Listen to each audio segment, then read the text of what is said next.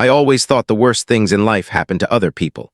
Cheating, betrayal, divorce. I'd read about them in articles, heard the occasional horror story from friends, maybe even watched them unravel in the lives of acquaintances. But I never imagined such devastation could walk through the carefully built doors of my own life. I had a wife. I had a best friend. I had a modest house, nothing extravagant but filled with warmth. That morning I was at the airport. I had been scheduled to fly out for a tech conference in Denver, an annual event I attended religiously, and this year was no different. But just as I reached the gate, my phone buzzed with a notification. The meeting was postponed. Our partner had an emergency and needed to reschedule. I canceled my check-in, turned around, and ordered a ride home. I decided not to tell Rachel. Instead, I wanted to surprise her. On the drive home, I stopped by the local flower shop and picked up a bouquet of white roses, her favorite. Then I made a quick detour to grab a bottle of her go-to red wine.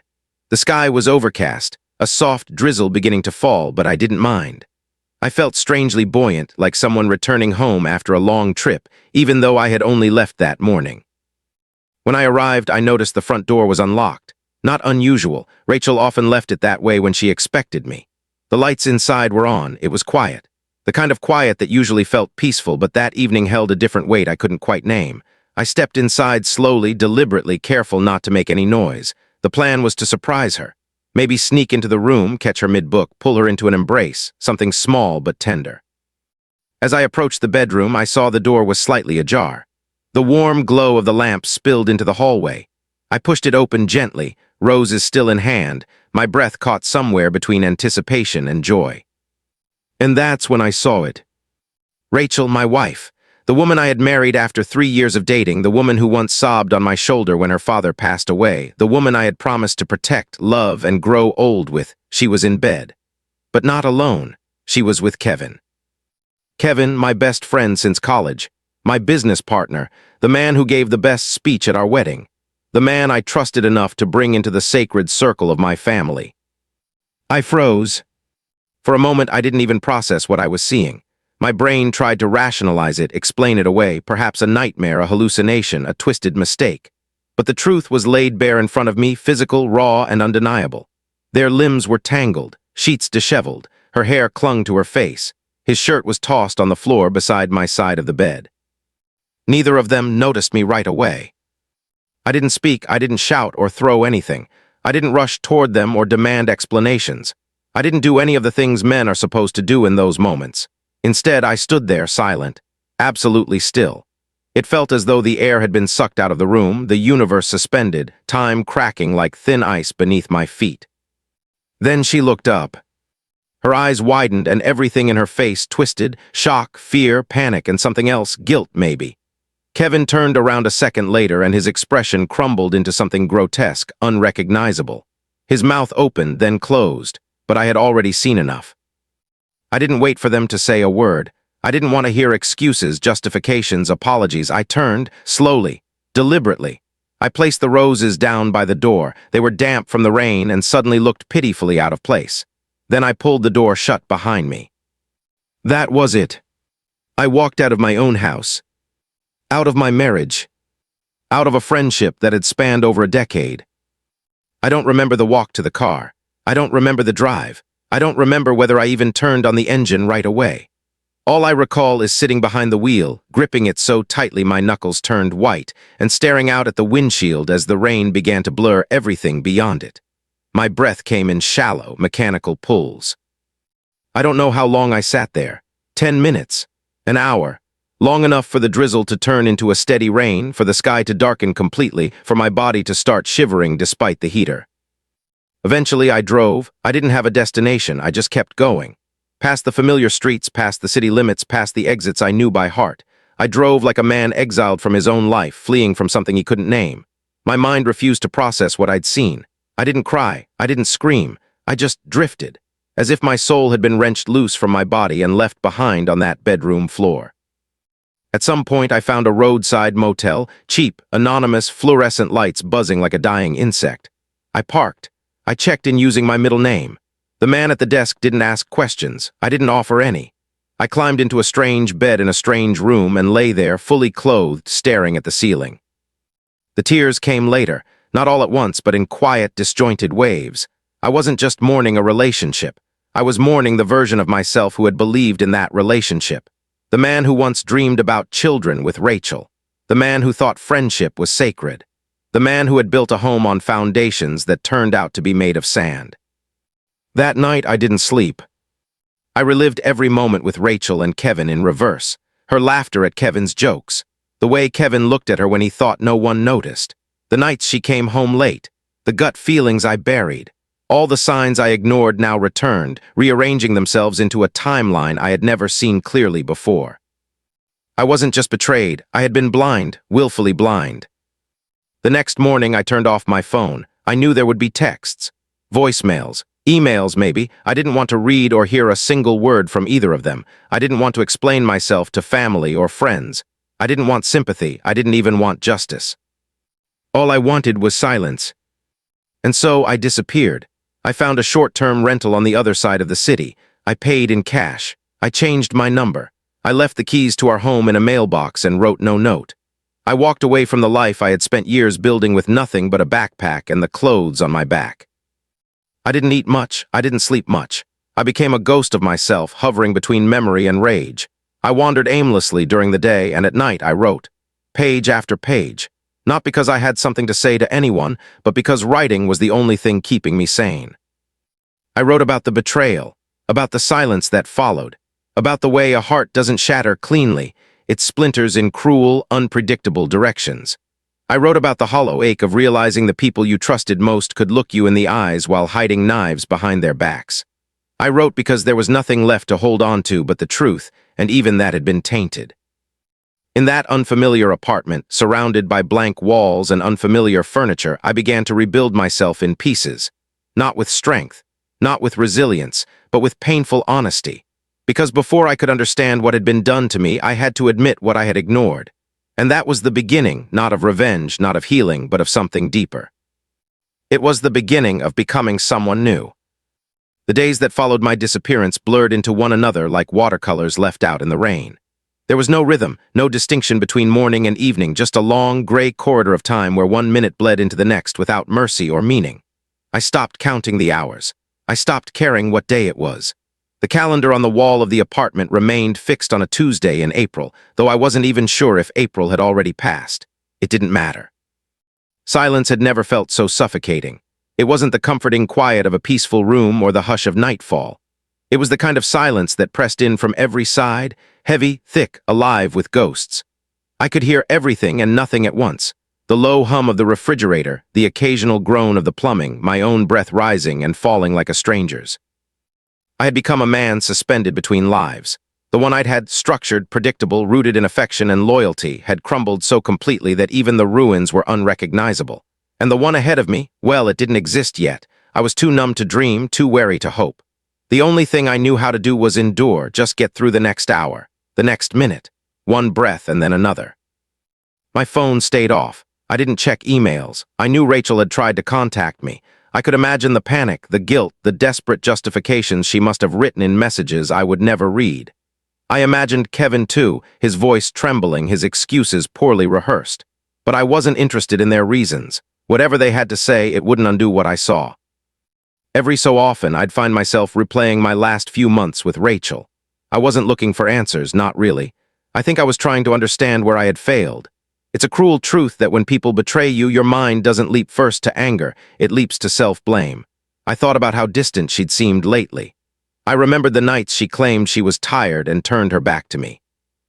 The apartment was sterile, unfurnished aside from the basics. A twin bed, a small table, a worn armchair with fabric fraying at the corners, but it became my sanctuary. I spent most of my time in that chair, staring out the window at the street below. I watched people walk by, holding hands, arguing, laughing into phones, chasing buses. Their lives seemed so intact, so normal. I wondered how many of them were hiding heartbreak beneath their coats. One evening, rain began to fall, relentless, cold, soaking the pavement. I stood at the window for nearly an hour, watching droplets smear the glass. The streetlights shimmered in puddles like molten gold. It reminded me of the night I discovered the affair. The same weather, the same stillness before the storm. I wondered if my mind would always connect the sound of rain to the sound of a life falling apart. Sleep was elusive. Even when exhaustion dulled my senses, my mind refused to surrender. I would lie on the mattress, staring at the ceiling, and feel the weight of memory pressing down on my chest like a hand. There were nights I wanted to scream just to hear a sound loud enough to break the silence. But I didn't. I kept it all inside. That was the thing about betrayal. It didn't just wound. It isolated. It made you afraid of your own voice, your own thoughts. I started writing again. Not for anyone, just for myself. Pages and pages of confessions, not about what they did, but about what I felt. The shame, the helplessness, the strange, bitter freedom of having nothing left to lose. I filled notebooks with words I would never show anyone. It was like bleeding out through ink. The more I wrote, the more I could breathe, not deeply, not comfortably, but enough to stay alive. 3 weeks into my self-imposed exile, I received a physical letter. It was from Rachel. How she found the address I never figured out. Probably through a mutual friend or some trail I didn't know I'd left behind. The envelope was thin. I almost threw it away unopened, but something made me sit down and slide a letter opener under the seal. Her handwriting hit me like a punch to the chest, too familiar, too intimate. I read every word, though I felt like I was holding a snake in my hands the whole time. She apologized profusely. She said it was a mistake, a lapse. She begged me to come home. She swore it meant nothing. She said she still loved me, that Kevin hadn't meant to hurt me, that it only happened once. I didn't believe her. Not because I thought she was lying necessarily, but because the words felt empty. Betrayal doesn't need to happen twice to be real. Once is enough. One choice, one night, one decision to value desire over devotion. And more than that, she had done it with him. Kevin, not a stranger, not a coworker, but someone I loved like a brother. That wasn't a lapse. That was calculated cruelty, even if it was unspoken. I didn't write her back. I folded the letter and burned it in a glass bowl on the windowsill. I watched the flame curl the edges of the paper, turning apologies into ash. It felt symbolic, like burying something. Not her, not Kevin, but the version of myself who might have still clung to hope. That man was gone now, reduced to smoke. I didn't cry while I watched it burn. I just stared at the embers, and then opened the window to let the wind carry the remains away. After that, I felt something shift inside me. I wasn't healed, not even close, but I was done being frozen. The silence no longer scared me, it just bored me. I began to crave movement, even if it hurt. I left the apartment more often, walked farther, sat in cafes, wrote in public spaces. I started noticing colors again, the red of brake lights, the gold of late afternoon sun, the green moss on sidewalks after rain. Small things, meaningless perhaps, but they meant something to me. I stopped wondering if Rachel and Kevin were still seeing each other. It no longer mattered. They had been part of the story that ended. I had turned the page. I didn't know what the next chapter held, but I knew they wouldn't be in it. One night, as I sat by the river watching the current drag fallen leaves downstream, I realized something strange. I was still capable of feeling awe. That realization startled me. Despite everything, the world hadn't lost all its beauty. Despite the ruin, I was still here. I took a breath, a real one, deep, shaky, but mine.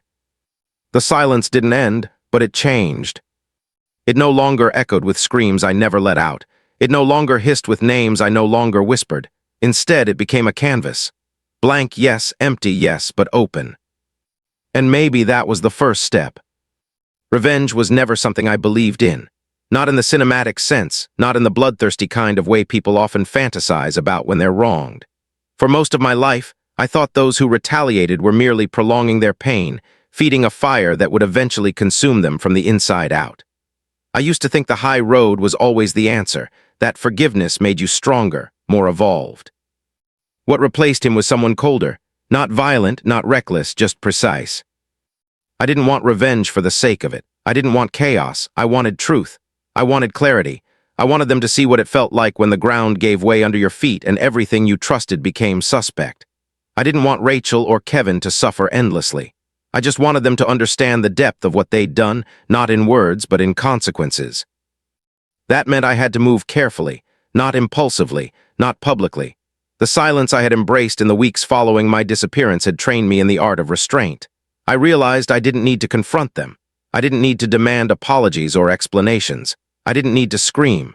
The most powerful thing I could do was become the version of myself they never saw coming. So I started with Kevin. The company we co-founded together had been his dream first, but I had built the bones of it. Every back-end system, every software prototype, every security layer, they were mine. He brought in investors, I brought in the architecture. It worked for years because we trusted each other blindly. I never once suspected that the man I was building a future with in business was dismantling my personal life in secret. I still had access to the company's financials. Kevin had never revoked my admin rights, probably because he assumed I was too broken, too distracted, or too ashamed to use them. But what he didn't know was that I hadn't just spent my isolation writing in notebooks and walking through rainy streets. I had also spent hours poring through our books, our shared files, our private contracts. And what I found made my hands go cold. Kevin had been siphoning funds. Small at first, tiny transfers disguised under vague expense labels, but over time they added up. It wasn't millions. It wasn't even enough to bankrupt the company. But it was enough to ruin trust with the board, enough to raise legal eyebrows, enough to bury him if it became public. I documented everything, methodically. I printed reports, highlighted patterns, organized email receipts.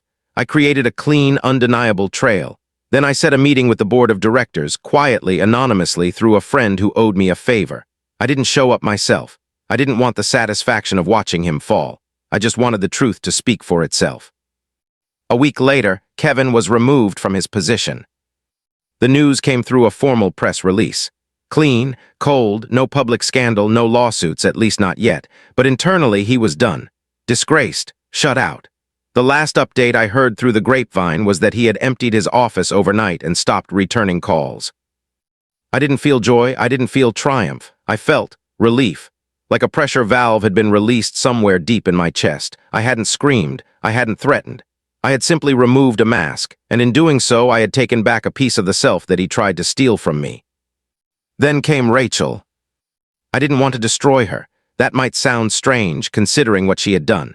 But there was still a sliver of love buried beneath the wreckage. Or maybe it wasn't love, maybe it was habit or grief or the stubborn refusal to let go of the version of her I once knew. Either way, I didn't want to burn her life down. I just wanted her to face herself. So I filed for divorce.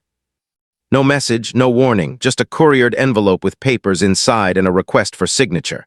I had already secured an attorney. I didn't ask for anything, not the house, not the shared accounts, not even the art pieces I bought and loved.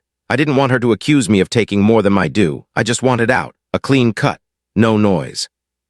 The silence again did the damage. She tried to reach me, letters, calls from unknown numbers, emails sent from burner accounts. I ignored them all. She wasn't owed my voice anymore. Whatever she had to say, it wouldn't matter. The act itself had spoken louder than any apology ever could. A month later, the divorce was finalized. I stood on a hilltop near the edge of town the day I got the final confirmation from the court. The wind was sharp, the sky wide open above me. I remember looking out over the stretch of empty fields, thinking how much they reminded me of my future, barren, vast, undecided. And for the first time in a long time, I wasn't afraid of that emptiness. It felt like possibility. After that, I began building again, not structures, not companies, but something quieter. A routine. I woke early.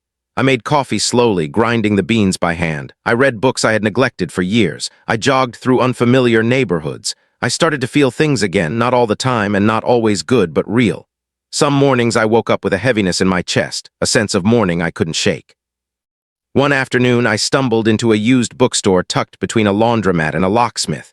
The shelves were dusty, the floorboards creaked, and the woman behind the counter didn't look up when I walked in. I spent hours there, flipping through forgotten novels, underlining phrases in my mind. I bought 3 books and left a note in one of them. To the person who finds this, whatever broke you, I believe you can rebuild. It wasn't meant for anyone in particular. Maybe it was meant for me. I had no desire to date, no urge to explain my scars to someone new. But I did start volunteering at a local shelter, a small, underfunded place that offered meals and warm beds to the unhoused. At first, I kept to myself. I swept floors, I repaired broken window latches, I fixed the Wi-Fi. But over time, I started talking to people, hearing their stories. Some of them had lost far more than I had. Some had been betrayed in ways more brutal, more permanent. And yet they smiled. It humbled me. It reminded me that pain doesn't make you special. It just makes you human. What you do with it, that's what defines you. By the end of the year, I had stopped thinking about Kevin daily. I stopped flinching when I saw couples in coffee shops. I stopped wondering whether Rachel had moved on. It didn't matter. Their story had ended in my life. What mattered now was the new one I was writing, not with fury but with intention. I didn't erase the past. I didn't pretend the betrayal never happened. But I took it, held it, learned from it, and then set it down gently.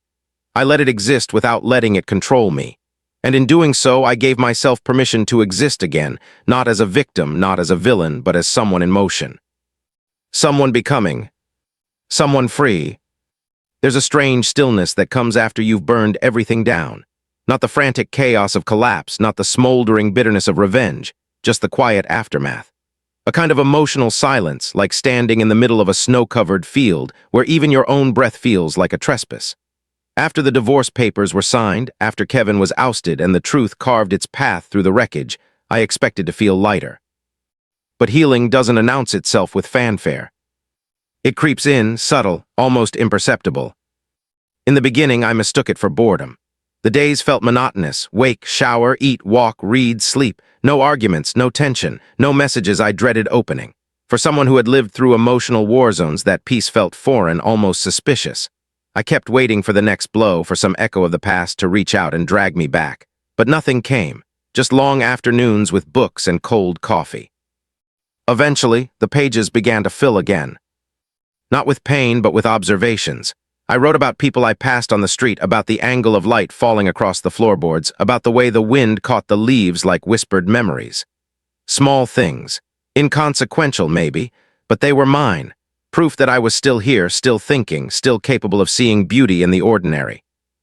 And slowly, I began to feel different. Not better, not happy, but grounded. The first true moment of change came unexpectedly, as most things do. I was at the local grocery store, standing in line behind a mother and her young daughter. The child was asking endless questions about the candy rack, tugging on her mother's sleeve, spinning in her light-up shoes. At first, I didn't think much of it. But then she turned to look at me, just a glance, a split-second flicker, and smiled. Not a forced smile, not a polite gesture. I smiled back without thinking. And for reasons I couldn't explain, that smile cracked something open in me. Not in a painful way, but like sunlight cracking through a wall you didn't realize was there. I walked home that day with a strange warmth in my chest, a weight I hadn't noticed lifting. It was as if my body had been holding its breath for months, and now, finally, I was allowed to exhale. From that point on, the world began to change. Not physically, of course. The city was still gray, still crowded, still humming with anonymous movement. But my perception shifted. I started to notice things I had previously ignored. The mural blooming behind the bakery I always passed. The old man who fed pigeons in the park every afternoon with military precision. The violinist at the subway station who played Vivaldi with such aching grace, it made you forget you were underground. I became a student of the unnoticed. And in that silent study, I began to stitch myself back together. I didn't have a grand plan. There was no dramatic goal, no master blueprint for rebirth. I just followed what felt still, what felt real. I began volunteering more frequently at the shelter. I stopped by even when I wasn't scheduled. I started fixing broken furniture, organizing food shelves, sitting with people who needed nothing more than to be heard. One evening, while sorting donated clothes in the back room, I came across a threadbare coat with a stitched name in the lining. Elena. I don't know why it struck me so deeply. Maybe it was the idea that someone had once cared enough to label what they owned, believing it mattered, believing it would be returned if lost. That idea haunted me. The idea that something as fragile as cloth could carry identity, memory, hope. It made me wonder what I had left behind in the fire. Not just things, but parts of myself. Had I labeled anything? Had I marked my soul in ways that would let me find it again, even after betrayal? I didn't have answers, but I had questions, and that was enough to keep me moving. Months passed, seasons shifted. The apartment that once felt like a cave began to feel like a home. I repainted the walls, bought a second-hand rug, started cooking again. I didn't decorate out of necessity, but out of instinct. Every object placed, every drawer organized, every plant watered was a quiet declaration. I'm still here. I still choose to exist. And then came Emma. I met her at the shelter. Not in a cinematic, faded kind of way, just two people in proximity brushing lives. She was a single mother, soft-spoken but firm, with a quiet resilience in her posture that made you think she'd walked through a fire of her own. She had a daughter, Lena, curious, observant, full of energy that reminded me of what childhood should be. I didn't pursue anything. I didn't flirt. I just listened, offered help when it made sense, shared space when it didn't feel intrusive. Over time, we started sharing more. Not secrets, not scars. Just coffee, walks, books. And in those shared silences, something grew. Not romance, not yet. But trust. Trust in the idea that not everyone would leave you bleeding. Trust that healing didn't mean erasing the past, but carrying it with grace. One afternoon, as we sat in the park, Lena fell asleep on the bench beside me, her small hand wrapped around my finger. Emma looked at me, not with expectation, not with assumption, but with a kind of quiet acknowledgement, like she saw the man beneath the ruins. And in that moment I felt whole. Not because she completed me, but because she didn't ask me to be more than I was. She saw the cracks and didn't flinch. That night I went home and opened a journal I hadn't touched in weeks. I wrote one sentence. The fire didn't consume me. It revealed the shape of my bones. That was the truth. Betrayal broke me open, yes. But from that fracture, light poured in. And though I would never be the same man who once brought home roses and red wine and believed love was enough, I had become someone deeper, someone quieter, someone stronger, not in muscle but in marrow. The kind of strength that doesn't shout. The kind that endures. I wasn't chasing justice anymore. I wasn't counting wounds. I wasn't afraid of the silence. Because now the silence was mine. It no longer echoed with what was lost. It resonated with everything I had found. And in that sacred stillness, I began again. Grief is a strange and unwelcome companion. It doesn't knock, doesn't ask permission. It arrives in silence, dragging with it the dust of memories you thought had long settled. When I received the call about Kevin's death, I felt nothing at first. The voice on the other end, someone from his family, was calm, distant, as if reading a script. I gave no indication of recognition, no words of condolence. I simply ended the call, stared at the floor for several minutes, then stood up and made tea. I hadn't thought of Kevin in weeks, maybe longer. Not deliberately, just naturally, like how wounds stop throbbing once the scar begins to harden. His name no longer carried weight in my chest. His betrayal had been dissected, his image stripped of familiarity. What was left behind wasn't rage or sadness anymore, just silence. The kind of silence you might feel standing before a locked room in a house you've since abandoned. There's nothing there, and yet the door remains. His funeral was 3 days later. I didn't plan on attending. I told myself it would be a performance, a spectacle, a place I didn't belong. But something tugged at me in the days leading up to it, not duty, not guilt. Maybe it was the incompleteness of it all. Maybe it was the need to witness the final punctuation to a sentence that had once meant something. So I went.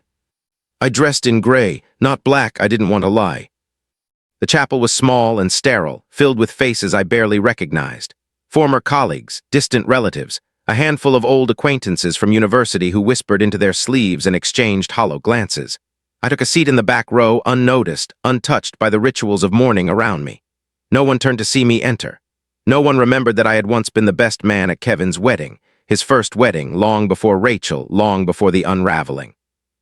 The service was brief, a few anecdotes, a timeline of accomplishments, a carefully sanitized narrative that skimmed the surface of who he had been.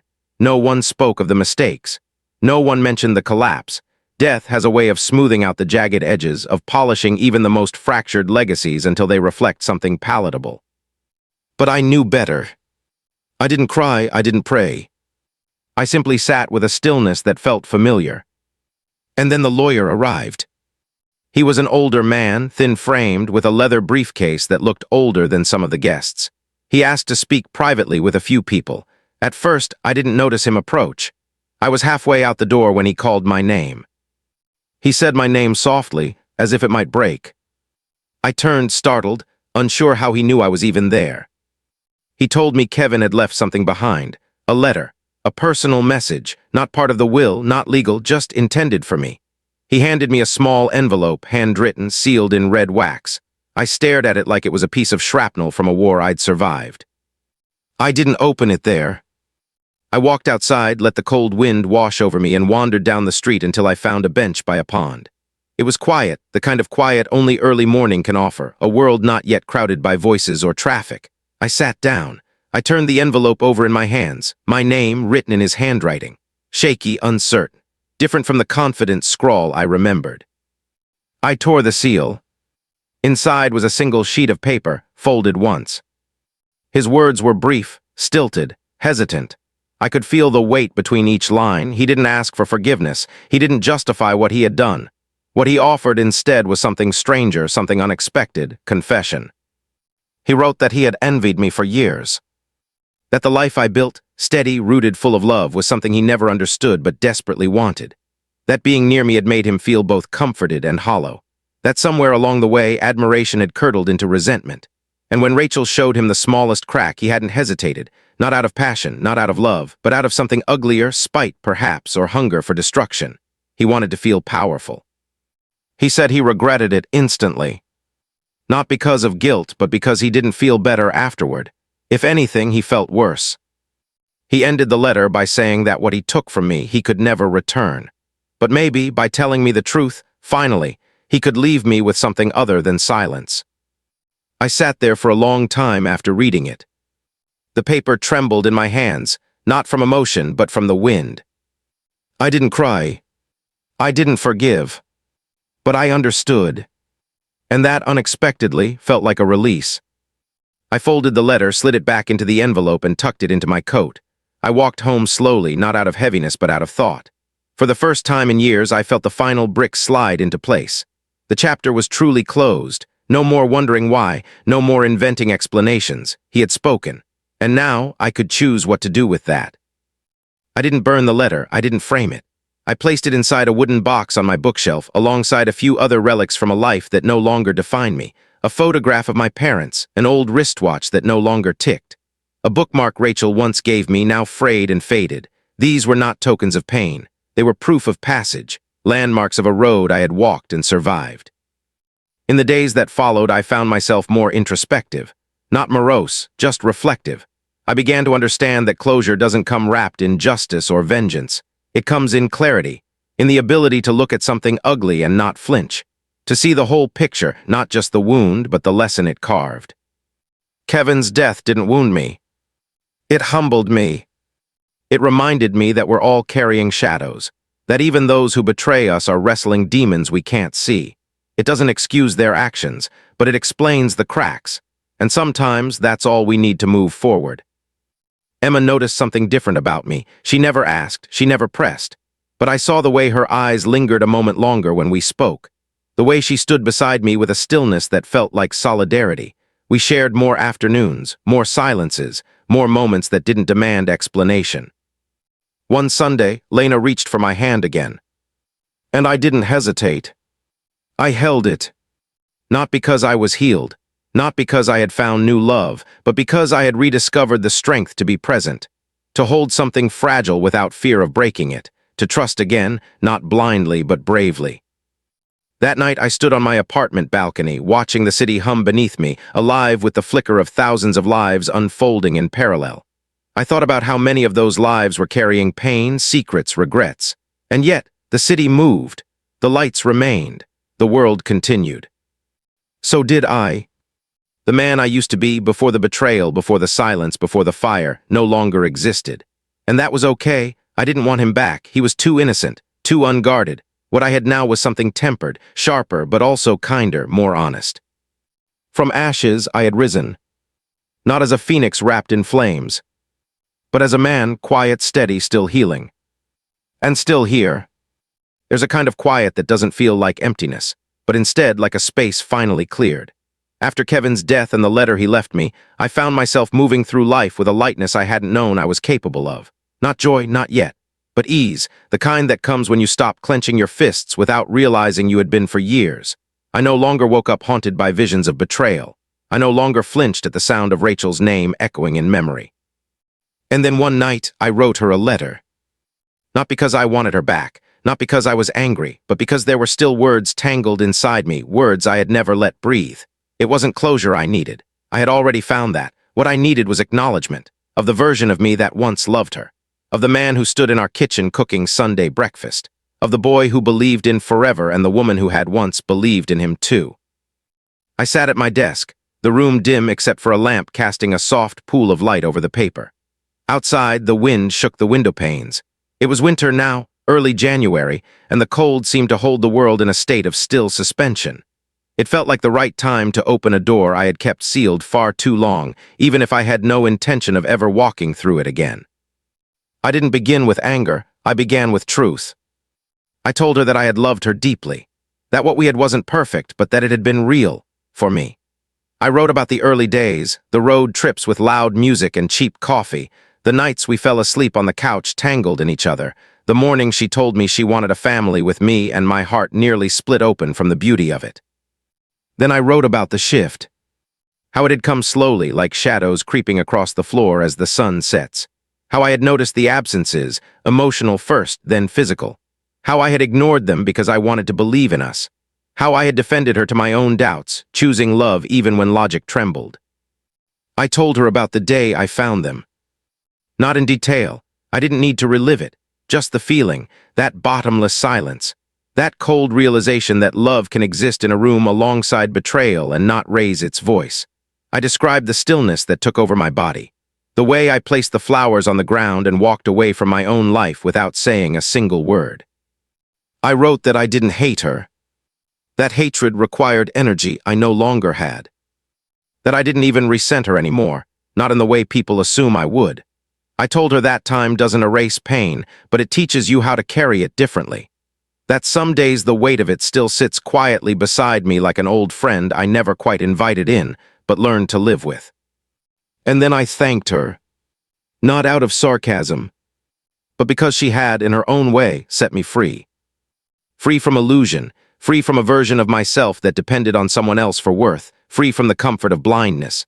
Her betrayal had hurt, but it had also stripped me bare, and from that bareness I had rebuilt, wiser, warier, but more myself than I had ever been. I told her about the quiet apartment, about the books I'd returned to, about the way I had learned to cook again, not to impress but to nourish, about the shelter, about the people who had become small anchors in my otherwise drifting days. I even told her about Emma. Briefly, carefully, I didn't write her name, just the idea of someone who had looked at me and seen more than the wreckage. I wrote that I wished Rachel peace. Not reconciliation. Not understanding. Just peace. Because whatever war she was waging inside herself that led her to choose Kevin, I didn't want it to continue. I didn't want her to live in that place forever. Because if there was one thing I had learned from the ashes, it was that no one wins when they keep burning. I folded the letter, slipped it into an envelope, wrote her name on the front in my old handwriting, the kind I hadn't used since the notes I once left her on the bathroom mirror. And then I placed it in a box I later slid onto the highest shelf in my closet, behind spare blankets and forgotten souvenirs. I never intended to send it. Some truths don't need to be delivered. They just need to be spoken once aloud or on paper, and then released. I slept deeply that night for the first time in months. No dreams, just silence. The good kind. The next morning I woke early and made coffee. Outside, the sun had finally broken through the frost, casting gold across the window. I sat at the table, wrapped in a warm sweater, watching steam rise from the mug in my hands. And for the first time, I realized I didn't feel like a man who had been betrayed anymore. I felt like a man who had survived. I looked around the apartment, the same walls, the same chair, the same framed photos, and they no longer looked like placeholders in a temporary life. They looked like home. My home, built from nothing but honesty and perseverance. Later that week, I returned to the shelter.